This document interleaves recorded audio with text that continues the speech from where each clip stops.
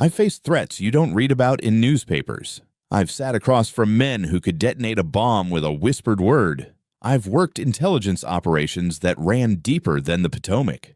But none of that, not the danger, not the politics, not the classified briefings prepared me for what one woman with a clipboard could do to the life I built with my bare hands. Before she showed up, our world was quiet, clean, peaceful. My name's Michael. For most of my career, I worked in silence. I watched, listened, analyzed.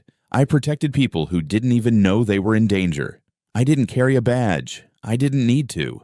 My job was making sure bad things didn't happen. But now I'm telling this story because a very bad thing did happen. And not overseas. Not in some foreign city. It happened right here in a neighborhood with white fences, trimmed lawns, and an HOA president who thought she could get away with anything. My wife Emily and I moved into this community just outside Alexandria, Virginia. It was the kind of place people bragged about: clean streets, polite neighbors, school zones painted bright and clear. The kind of place where families pushed strollers and waved at joggers. We wanted that. We needed that. Emily was 7 months pregnant with our first child, after years of fertility struggles, 2 miscarriages, and more heartbreak than I cared to revisit. We were finally here. She was glowing, and I'd taken a leave from my job to be present. No agents, no assignments, just nesting and planning a future with the woman I loved. So we did something simple. We threw a backyard BBQ, nothing fancy, just burgers, lemonade, some music playing soft in the background. We invited a handful of neighbors, people we'd waved to from the driveway, parents of kids we hoped our son would one day play with. Emily wore her favorite sky blue dress, the one that hugged her bump like a proud badge of honor. She laughed. She glowed. She carried that kind of joy that made strangers smile back. It felt like home, until she arrived.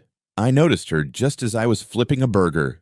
A woman, maybe early 60s, stood at the edge of our property line. She wore tan slacks, a beige cardigan, and sunglasses too large for her face. In her hands, a leather-bound folder tucked tight to her chest like it contained nuclear launch codes. She didn't wave, didn't speak, just stared. At me, at Emily, at the people laughing in our yard. I walked toward her, spatula still in hand. "Hi there. Can I help you?" Her voice was clipped. "Are you the homeowner?" "Yes. We just moved in last month." She tapped her folder. "Then you should know this gathering violates HOA Regulation 4.2c. No more than 6 unrelated individuals may assemble in a front or backyard without prior written approval." I blinked. "Sorry, I wasn't aware. It's just a welcome BBQ. Intent is not a defense." She snapped. "You've already exceeded the noise threshold, and open flame grills must be placed a minimum of 10 feet from the property line. Yours is at 8. I looked at the grill, then back at her. "Is there someone I can talk to?" She extended a card from her folder. "Sandra Wexley, President, Homeowners Association." "Of course." "Well, Ms. Wexley," I said carefully, "we didn't mean any harm. We're just trying to meet folks." She looked over my shoulder toward Emily, who was helping a neighbor's child with a juice box. Then she said something I'll never forget. She shouldn't be on her feet so much. It's unbecoming, especially in that dress. My jaw tightened. Emily heard it too. Her smile faltered. I looked back at Sandra. "You've made your point. We'll wrap up soon." She nodded once, curt and satisfied. "Consider this your verbal warning." Then she turned and walked off. No goodbye, just the smug click of her heels on our pavement. Back at the BBQ, Emily tried to brush it off. "Well, that's a warm welcome." I smiled for her sake, but deep down something churned. I've dealt with powerful people. I know what real authority looks like, and I know when someone's playing queen of a castle they didn't build. But it wasn't the citation that bothered me. It was the way she looked at Emily.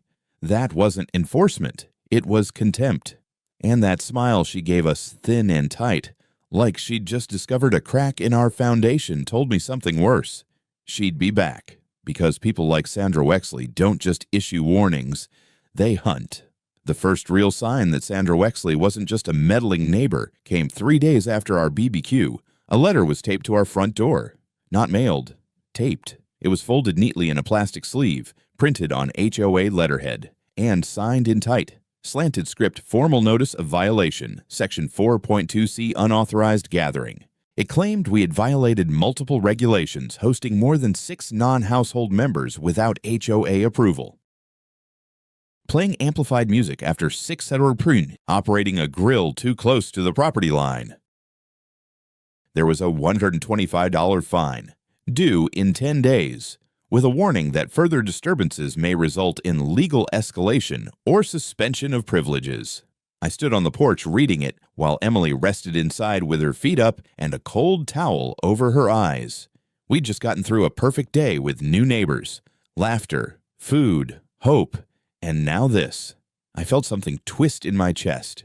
We'd done everything right. We weren't out of control. We weren't disruptive. We were kind, friendly, new. But that's the thing about people like Sandra Wexley. They don't care about right or wrong. They care about control. Emily laughed when I showed her the notice. Wow. She wasted no time. I tried to brush it off. She's a control freak. We'll pay the fine and stay under the radar. But deep down, something told me this wasn't a one-time thing. I was right.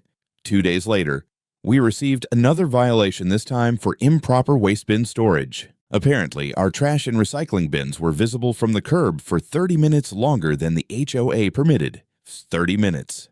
The truck came late. We brought them in as soon as we could. Fine, $75. That same night, we got a knock at the door. It was Sandra, standing there in her beige cardigan, arms crossed, folder tucked under her arm like a Bible. Her eyes flicked over my shoulder toward Emily, who was resting on the couch. I saw your front light flickering last night, she said without a greeting. Security lighting must be maintained per code. Consider this an unofficial heads up. I nodded tightly. We'll replace the bulb. Sandra smiled, tight-lipped, satisfied. HOA board has authority to file repair citations for neglected exterior fixtures. Just letting you know. Then she looked at Emily again, long and deliberate. How far along is she? I stepped forward.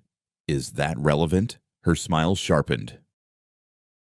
Well, let's hope the baby doesn't grow up thinking rules don't matter. She turned and left before I could say another word. I closed the door slowly, pulse climbing. Emily looked up. What did she want? I lied, just about a light bulb.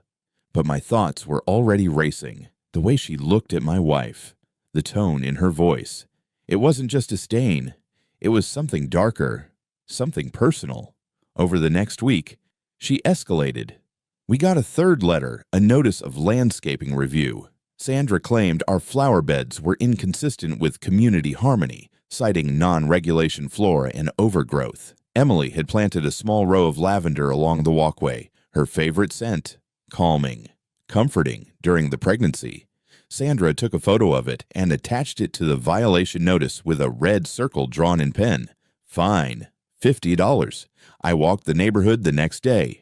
Half the houses had similar plants, some with overgrown hedges, faded paint, even broken fence posts. None of them were cited. Just us. That weekend, I caught her walking along the side of our house with a measuring tape, muttering to herself. I stepped outside, looking for something. She didn't flinch, just ensuring compliance. That walkway's an inch too close to the easement. You're trespassing. Her head tilted, mock concern in her voice. You're awfully aggressive for someone new. Maybe you're not a good fit for this neighborhood. I stared at her. People like her love to poke the bear, then cry victim when it roars. I didn't give her the satisfaction, but I knew now she wasn't just an HOA president. She was a predator, a woman who mistook proximity for power, and, for some reason, she had locked onto Emily, and wasn't letting go. That night, Emily sat in bed, rubbing her belly slowly. Do you think she's targeting us because of the baby? I hesitated. Then I nodded. She's not trying to enforce rules, I said. She's trying to break us. Emily looked down. She's not going to. But her voice was quieter than usual, less certain. And I hated that, because I knew Sandra Wexley wasn't done. She was just getting started. 2 weeks after the barbecue, the neighborhood didn't feel like home anymore. Emily didn't take afternoon walks like she used to. The lavender beds she'd once been so proud of now sat dry and forgotten. She avoided the front windows. And every time the doorbell rang, she flinched, afraid it might be her again. And most of the time, it was. Sandra Wexley didn't need keys to get inside our house. She didn't need to shout or break in. She had something much sharper: authority. At least, that's what she believed. She began showing up unannounced. Once, while I was out picking up groceries, I returned to find her in our driveway, clipboard in hand, pointing at our mailbox and speaking to Emily like she was an unruly tenant. Emily stood silently, both hands resting protectively over her stomach. I stepped between them. "This is your last warning. Stay off our property." Sandra didn't move. She didn't blink. "The mailbox is 1/8 inch off level. I'm simply informing the homeowner. I'll report you for harassment." She smiled, calm, smug. "To whom the HOA board, I am the board." I had to force my fists to stay at my sides. She turned slowly and walked away like she had all the time in the world. That night, Emily cried while brushing her teeth. "I don't feel safe here anymore," she whispered. "I feel like she's watching us all the time. I feel like she wants to hurt me." That hit me in the gut. I wrapped my arms around her and tried to assure her it would pass. But I wasn't sure anymore. This wasn't just a difficult neighbor. Sandra was obsessed. She had singled Emily out for some twisted reason and decided she didn't belong. 3 days later, it got worse. Emily had a checkup scheduled with her OB/GYN. It was the first appointment I'd missed since we found out she was pregnant. I had to be in D.C. for a half-day briefing, my first time back in the building since my leave. I hated being gone, but she assured me she'd be fine. "I'll go and come right back. 30 minutes. Promise." Except that morning. Our car wouldn't start. Emily texted me. "Battery's dead. Not sure why. Might Uber." I replied, "No. I'll come home now. Don't go anywhere." But before I could leave, she called. Her voice was shaky. She was in the garage. I froze. "What, Karen?" I opened the side door to check the battery, and she was already inside the garage. She said she was conducting a code inspection. I was already halfway out the door. By the time I got home, Emily was curled up on the couch, trembling. She said Karen had accused her of tampering with HOA equipment because the motion light near our garage had been rewired. That light was one I had installed myself. I told her to leave. Emily said she just laughed, said if I wasn't careful, I'd cause a miscarriage of community values. I saw red. I called the sheriff's department. They sent a deputy, took a report, but told me flatly that unless Sandra had forced entry or caused physical harm, it was a civil matter. "You should talk to the HOA board," the deputy said. "She is the board." I snapped. He just nodded awkwardly and left. That night, I couldn't sleep. I stayed up watching our new security feed cameras I'd installed 2 days earlier. Nothing showed up. No movement. Just still images of a street that felt more like a trap than a neighborhood. The next morning, Emily found a note inside our mailbox. No envelope, no signature. It read, "You've made enough noise. If she keeps stepping out of line, you'll both pay." I took it straight to the sheriff's department. They shrugged again. Could be anyone. Could be a prank. A prank on a pregnant woman I'd spent my career neutralizing threats before they reached our shores, disarming plots before they turned into disasters. And now, the threat was in my garage, dropping notes into my mailbox while the people who were supposed to help folded their arms and looked the other way. But the final straw came 2 days later. Emily was returning from the community mailbox when she stumbled literally over a string tied ankle-high between 2 posts in our walkway. She fell hard, scraped her knees, cried out in pain. Her whole body shook. I rushed out to help her, heart in my throat. By the grace of God, the baby was fine, just bruised ribs, a scare. But to me, it was no longer just a scare. It was attempted harm, and it was clear she had planted it. There were no kids in that part of the block, no games, no reason for anyone to leave a tripwire across the sidewalk, unless they wanted someone to fall, and that someone was my wife. I sat in the dark that night, watching Emily sleep with an ice pack on her ribs and one hand resting protectively on her belly. Sandra Wexley had crossed a line, and she was about to find out, so had I. It happened on a Saturday. The sun was high, the breeze was light, and for a moment, everything felt normal again. Emily had slept through the night for the first time in weeks. Her color had returned. The bruises on her knees had started to fade. We even dared to smile over breakfast. She wanted to go outside. Just the porch, she said. 10 minutes. I need air. I agreed, hesitantly. I set up a chair with cushions, poured her a glass of iced tea, and helped her down the steps one at a time. She sat beneath the shade of our maple tree, her hand cradling her belly, eyes closed, soaking in the light like a flower, long starved. That's when I saw her. Sandra.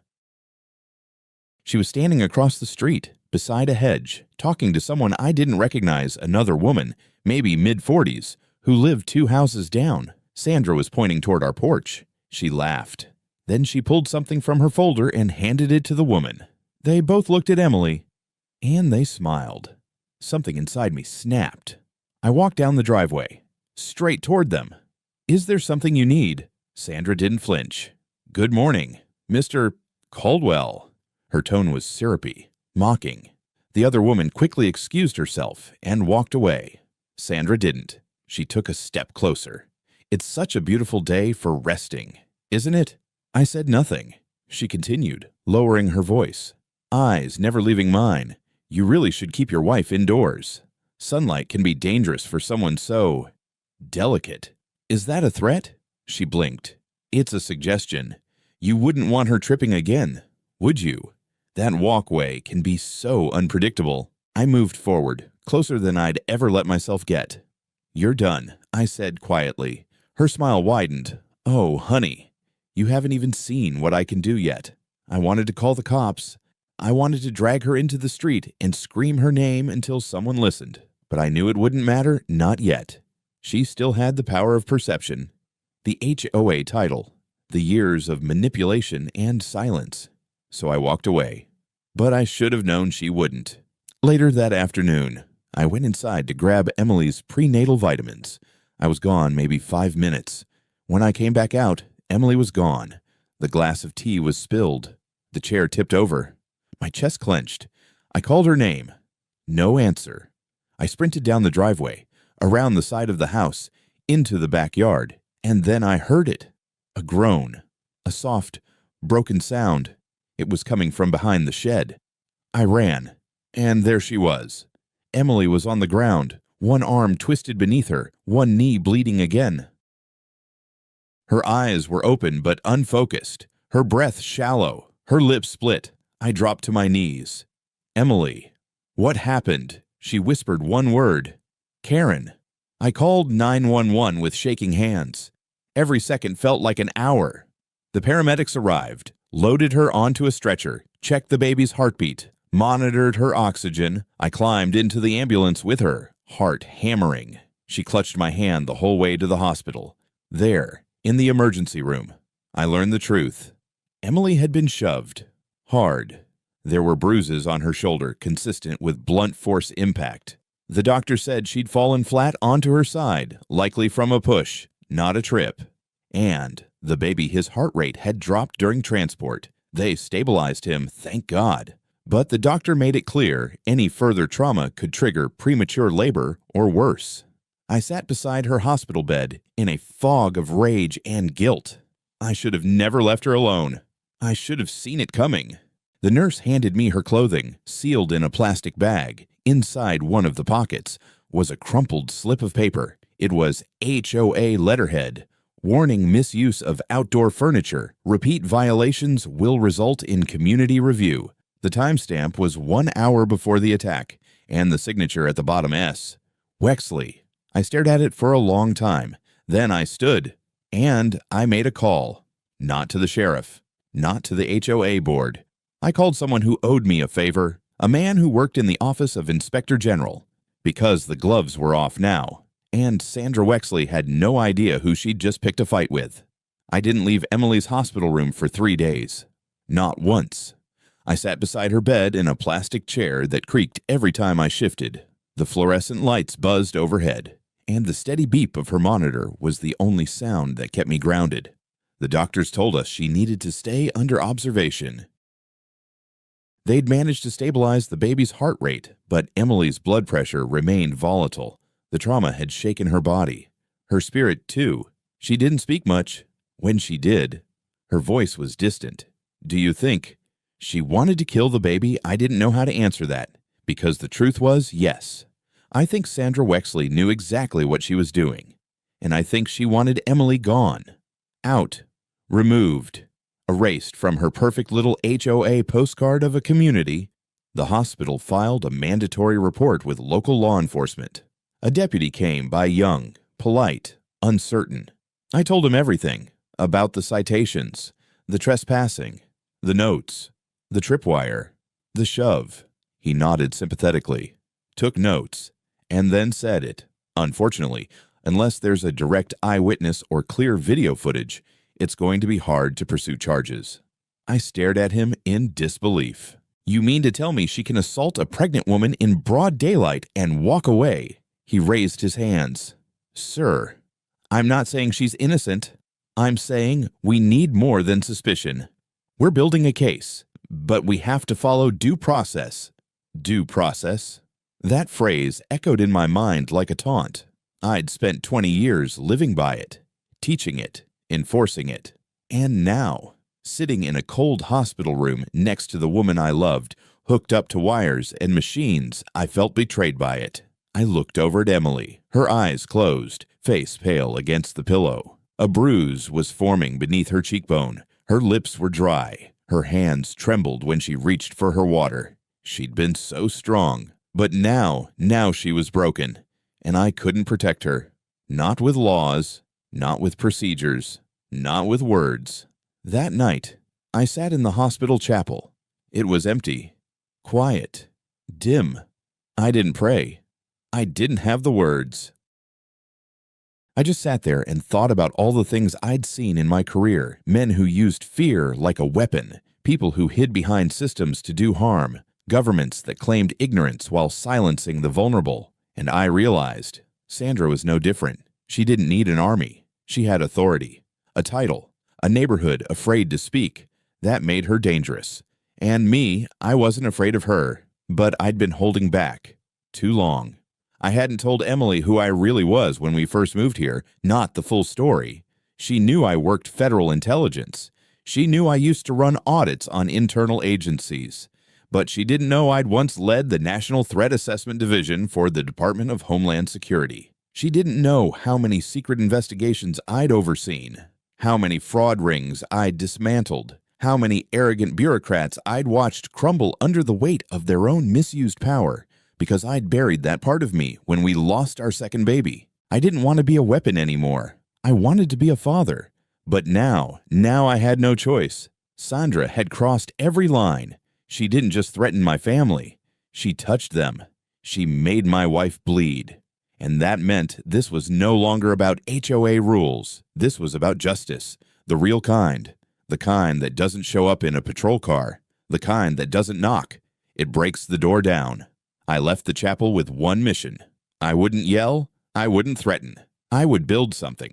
A case so strong, no HOA board, no neighbor, no excuse could tear it down.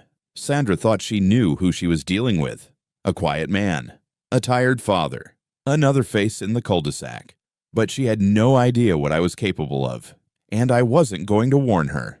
I was going to bury her with the truth. The next morning, I returned to the neighborhood. Alone. Emily was still in the hospital, under observation, and I needed her to stay there away from Sandra, away from that street. I parked a few blocks down and walked in. I didn't want Sandra knowing I was back yet, not until I was ready. The house looked undisturbed. The porch still had the overturned chair, the dried tea glass, but I wasn't here to clean up. I was here to hunt. First, I checked the side yard, the path Emily had walked before the fall. The wire was gone now, but the tiny plastic anchors drilled into the post were still there, 2 of them, and one had a red fiber clinging to it, like the edge of a ribbon. I bagged it. Evidence. Then I went around back. Near the shed, I found scuff marks in the grass, mud flattened in a drag pattern, like someone had slipped and been pulled or had fallen. And there, barely noticeable, was a small black object embedded in the soil, a hearing aid battery. Emily didn't wear hearing aids, but Sandra did. I took out my phone and snapped photos of everything, the positions, the angles, the timestamp. I uploaded them to a secure backup drive on a server no HOA president would ever reach. Then I did something I'd been planning for days. I went door to door, not to complain, not to accuse, but to listen. Most neighbors were cold, apologetic, but cautious. You could see it in their eyes, fear. They didn't want to say the wrong thing, didn't want to be next on Sandra's list. But then I knocked on Unit 12B. An elderly man opened the door, thin frame, white undershirt, oxygen tube running from his nostrils. "Mr. Whitcomb," he blinked. "Yeah, my name's Adam Caldwell. My wife was injured behind our property last week." He nodded slowly. I heard, "I'm not here to cause trouble." I said, "I just need to know if you saw anything at all." He hesitated. Then his eyes dropped to the ground. "You going to protect me if I talk?" I stepped forward, looked him straight in the eye. "With everything I've got." He exhaled shakily. "She was there. Sandra. I saw her. When just before your wife screamed, I was sitting on my back patio. I saw Sandra walking toward your shed. Thought it was strange. She was holding her phone up like she was recording something. Did she push her? I didn't see that part. There was a tree in the way.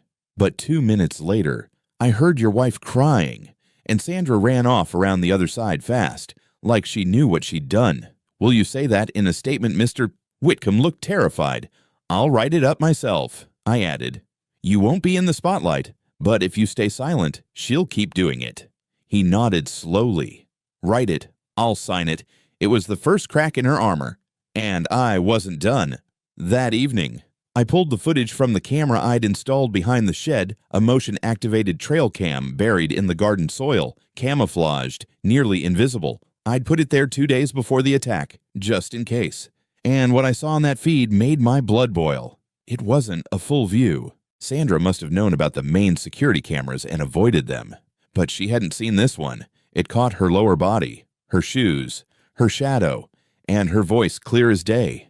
She was muttering as she circled the shed. Filthy little snake. Not in my neighborhood. Think you can just waltz in pregnant and loud. Then the sound of a scuffle, a soft thud, a cry. And then Sandra's voice again. Hissing. Should have stayed inside. Sweetheart. She didn't know she was being recorded, but now I had it.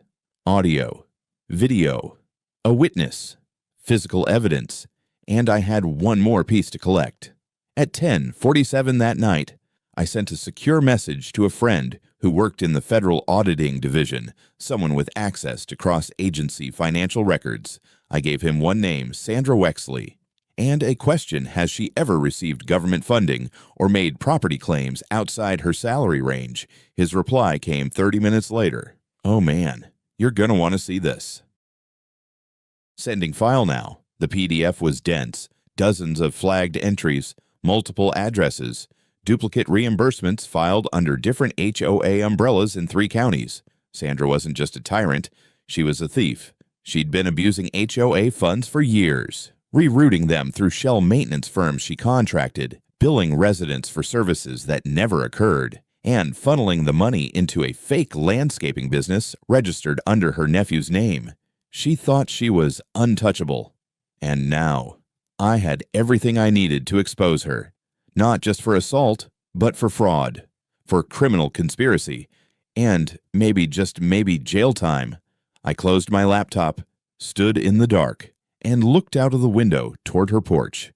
She was sitting there, smiling, rocking in her chair like a queen surveying her kingdom. She had no idea the ground beneath her was already collapsing. By sunrise, the plan had already begun. I wasn't going to yell at Sandra on the sidewalk. I wasn't going to post angry rants online or beg the HOA board to listen. That's what she expected. That's what she thrived on, chaos and powerlessness. But this wasn't her playground anymore. This was mine. The first thing I did was email Mr. Whitcomb the statement I'd written based on his memory of the day Emily was assaulted.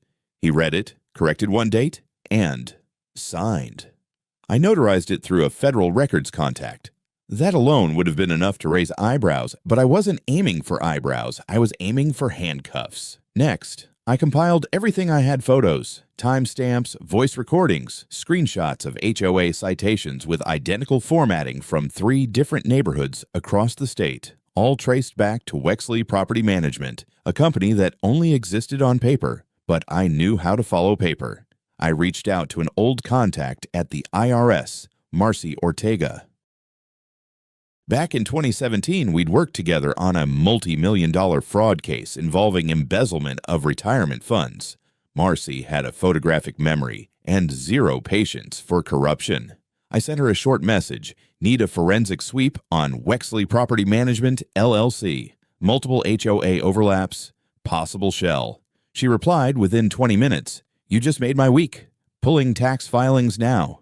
ETA 24 hours.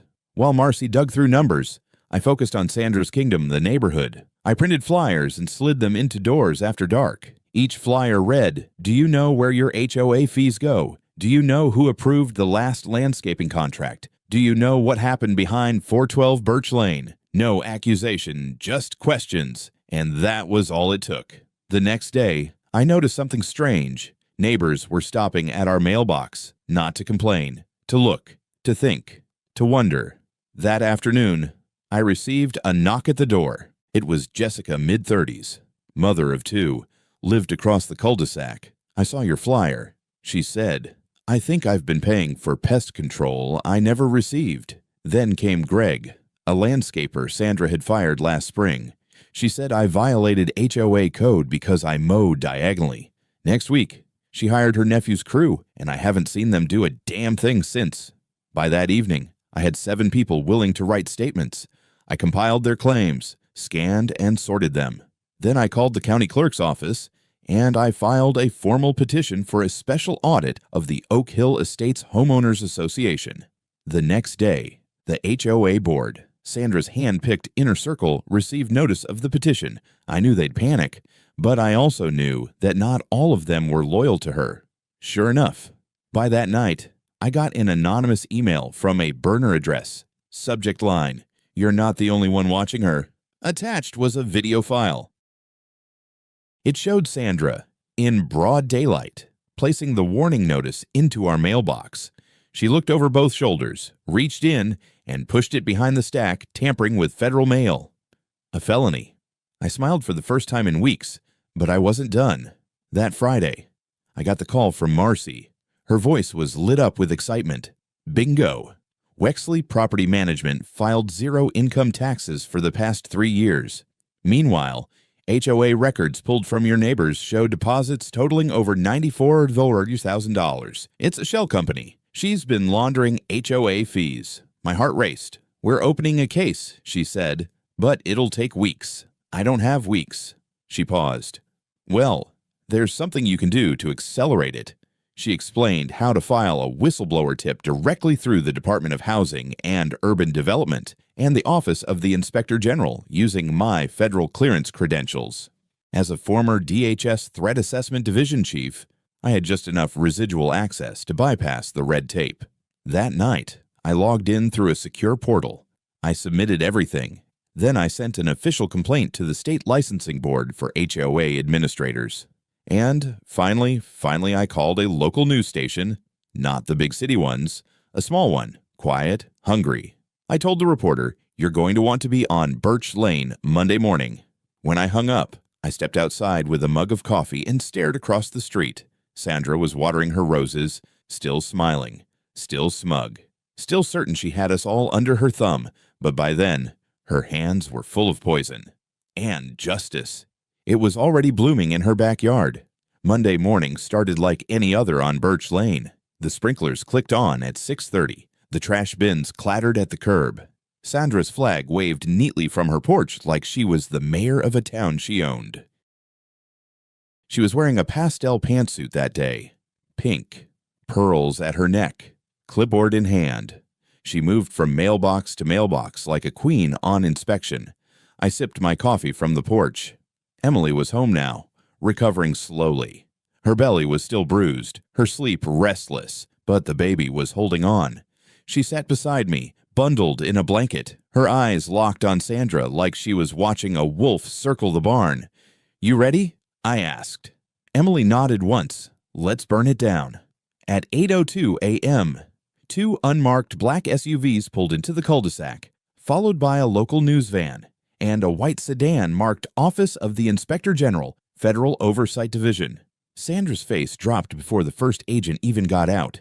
She stood frozen on the lawn of 408 Birch, her clipboard halfway to the mailbox, lips parted like she'd forgotten how to breathe. The lead investigator stepped out, Agent Doyle, tall, no nonsense, ID badge already in hand. He approached Sandra calmly. "Mrs. Wexley." She blinked. "Yes, we're here under federal authority to execute a preliminary audit and seizure of HOA records under suspicion of financial misconduct and property fraud." Sandra's mouth moved, but no sound came out. She tried to straighten her spine. This must be a mistake. I run a clean board. I'm sure you'll have a chance to explain," he replied. "In the meantime, we'll be collecting electronic files, bank statements, vendor contracts, and any relevant communications with residents." 2 more agents moved past her, walking directly into the HOA office set up in the sunroom at the back of her house. The news reporter stepped forward with a cameraman trailing behind. "Mrs. Wexley, how long have you been aware of the allegations of forged invoices and assault on a disabled resident?" Sandra turned red. No comment. She stormed up the steps of her porch, only to find 2 uniformed county deputies already there. "Mrs. Wexley," one said, "we need to speak with you about an incident reported at 412 Birch Lane last week, potential assault and mail tampering." Her voice cracked. "That's nonsense. He's been making this all up. He's been manipulating people." The second deputy held up a printed photo. It was a screenshot from the trail cam. Her shoes, her shadow, her voice transcript. And then I stepped forward. She turned to me, eyes burning. "You did this?" "No," I said. "You did." She marched up to me, finger pointed like a dagger. "You don't even belong here. You're just some washed-up bureaucrat with nothing better to do." I stared straight into her. Then I reached into my jacket pocket and pulled out a badge. United States Department of Homeland Security former division chief, Threat and Integrity Review. Her face went white. I lowered my voice so only she could hear. "You ever wonder why none of your contacts picked up this time? Why none of your lies are working? It's because I know how you built your little empire, and I know exactly how to tear it down, one document, one witness, one felony at a time." She stumbled back like I'd hit her. Her pearl necklace caught the morning light, but there was no more shine in her eyes. The agents escorted her back down the porch as neighbors slowly emerged from their homes, watching, whispering, pointing. By noon, Sandra's laptop, phone, and 3 boxes of HOA financial documents were in federal custody. The IRS had joined the case. The county prosecutor's office released a statement confirming an investigation into misappropriation of community funds, unlicensed vendor fraud, and criminal endangerment of a pregnant resident. Her power gone. Her board dissolved. Her reign over. And yet, the most satisfying part wasn't the sight of Sandra Wexley being boxed out of her own front door. It was the silence. For once, Birch Lane felt still.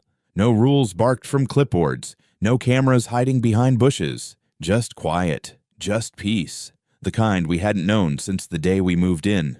3 weeks later, Sandra Wexley sat alone in courtroom 2B, pale and trembling. She no longer wore pearls, no longer held a clipboard, no longer barked orders at landscapers or scolded neighbors about trash bins placed 2 inches too far. Instead, she stared down at a stack of charges that could bury her for the rest of her natural life. Mail tampering, fraudulent misuse of HOA funds, tax evasion, negligent endangerment of a pregnant woman, obstruction of a federal audit. I sat behind her in the gallery, Emily beside me, her hand resting on our unborn child. Sandra didn't dare turn around, but I watched the back of her head, watched the proud posture sag lower with each count read aloud. It was poetic, in a way. The woman who once stood tall enough to call my daughter's sidewalk art an eyesore was now inches from tears, trapped in the very system she once weaponized against others. The state prosecutor laid it out in chilling clarity. Over $190,000 in unaccounted HOA expenditures, 3 shell companies linked to Sandra's family, multiple neighborhood reports of intimidation and fabricated citations, and one final nail in the coffin, a signed affidavit from Mr. Whitcomb. The old man had testified softly but firmly about what he saw the day Emily fell. She pushed her, he said, or something real close to it. I heard the scream. I saw Sandra running. She didn't help.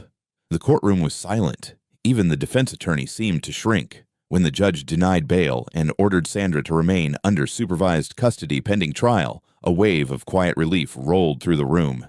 Not celebration. Not vengeance, just closure. She was no longer the monster hiding behind HOA bylaws and suburban politeness. She was just another criminal who thought she'd never get caught. By the end of the week, the county had dissolved the Oak Hill Estates HOA board entirely. A third-party management firm was installed neutral, transparent, and most importantly, accountable. Residents were refunded over $40,000 in overbilled service fees. Every citation Sandra had ever issued was formally voided. The mailbox at our curb was no longer a threat. It was just a mailbox. And neighbors. They started talking again. Not in whispers. Not in fear. Jessica, the mom across the street, brought over muffins. Greg, the landscaper, offered to redo our backyard for free. People I barely knew knocked on the door just to say we're sorry. But the most powerful moment came one quiet Sunday morning. I was watering the front garden. Emily sat on the porch with a blanket over her knees, and a little girl from down the block rode her bike past our driveway, waving at us with a wide smile. Her bike had a streamer on one handlebar, on the other a red ribbon, the same kind that Sandra once accused us of violating HOA color codes for. I laughed out loud, because now, Birch Lane didn't belong to Sandra Wexley. It belonged to us, the quiet families, the oddballs, the ones with pink flamingos and chalk drawings and mismatched porch chairs. And I realized something. Justice isn't always loud. Sometimes it's the absence of fear. Sometimes it's peace. But other times, it's watching the person who tried to destroy your family walk out of a courthouse in handcuffs, knowing she'll never get the chance to hurt anyone again. And that's a justice I'll never forget. I still think about that barbecue sometimes, about how simple it all seemed. My wife laughing in the shade, my neighbors eating ribs, my daughter coloring stars on the driveway with red and blue chalk, and then I think about how fast it all fell apart because of one woman's need for control, cruelty, and power. Sandra Wexley believed she was untouchable. She believed no one would ever stand up to her. She was wrong, because you don't touch a man's family and walk away without consequence. You don't shove a pregnant woman and expect silence. You don't bully a neighborhood and think no one's paying attention. And you sure as hell don't cut the brakes on someone's future and expect them not to fight back. What Sandra never realized was that under the calm surface of a quiet dad was a man who'd spent his career taking down threats far greater than her. And when she crossed the line, I didn't come at her with anger. I came with proof, with truth, and with the law. Today, my wife is healthy. Our baby boy is kicking strong. My daughter's smile is back. And her chalk drawings now stretch across 5 driveways because the neighbors asked her to decorate theirs too. And Sandra, she's exactly where she belongs. So if you're watching this and you've ever felt small, outnumbered, unheard, let this story be a reminder. You don't need to scream to get justice. Sometimes you just need to stand up, even if your voice shakes, even if no one believes you at first, because in the end, the truth speaks loudest of all. And the people who abuse power, they always fall hardest. If you believe in justice and love seeing HOA Karens get what they deserve, don't forget to like this video and subscribe to our channel HOA Revenge. We post gripping, real-life HOA dramas every day that you won't want to miss. Your support keeps us going. Thanks for watching, and we'll catch you in the next story.